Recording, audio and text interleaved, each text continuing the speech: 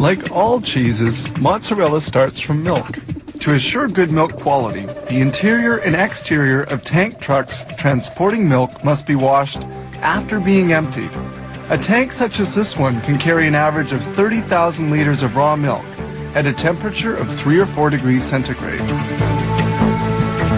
Raw milk destined for cheese making contains 3.8% fats and 3.3% proteins.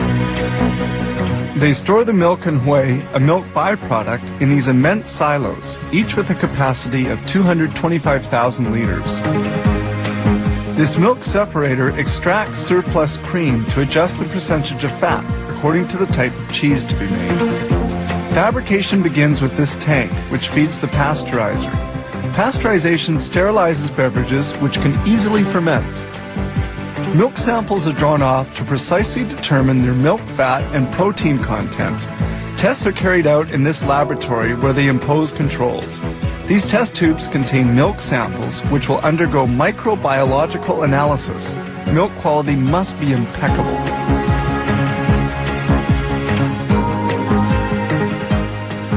This is a curdler with a 25,000 liter capacity into which milk and other essential ingredients for making mozzarella are introduced, such as the enzyme rennet that curdles the milk.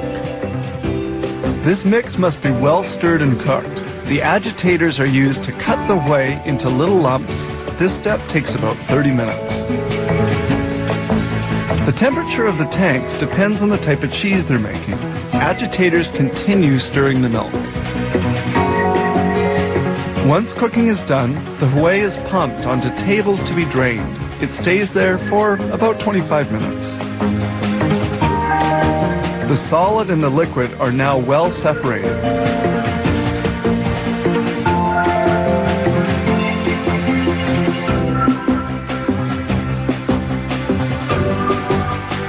The liquid we see draining is called lactose serum. The lactose serum will be concentrated and transformed into milk byproducts.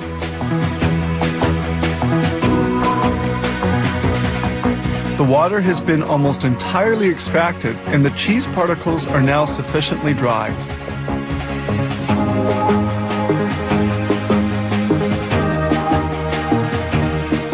This large automated blade then moves cheese particles towards the next step. That is, toward the molder.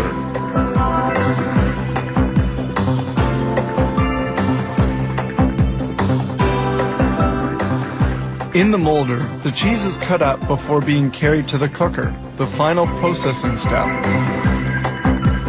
It appears that this mozzarella has just the right texture.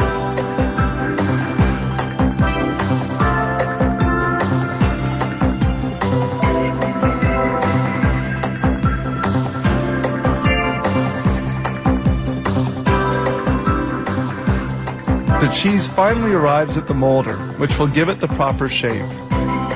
Each mold has a 2.5 kilo capacity and is rectangular. Brine, a salt solution, serves to cool as well as to salt the cheese blocks. The blocks are unmolded and fall into a brine tank.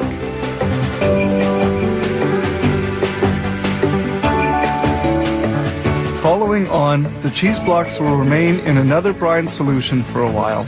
They are then carried by a conveyor towards another tank, where they will be immersed for 4 to 10 hours at a temperature of 2 degrees centigrade.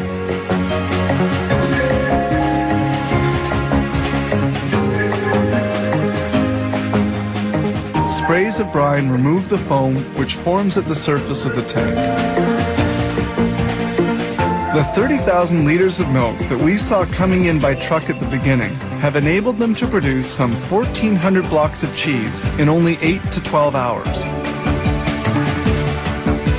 The cheese blocks are finally vacuum packed, ready for shipment.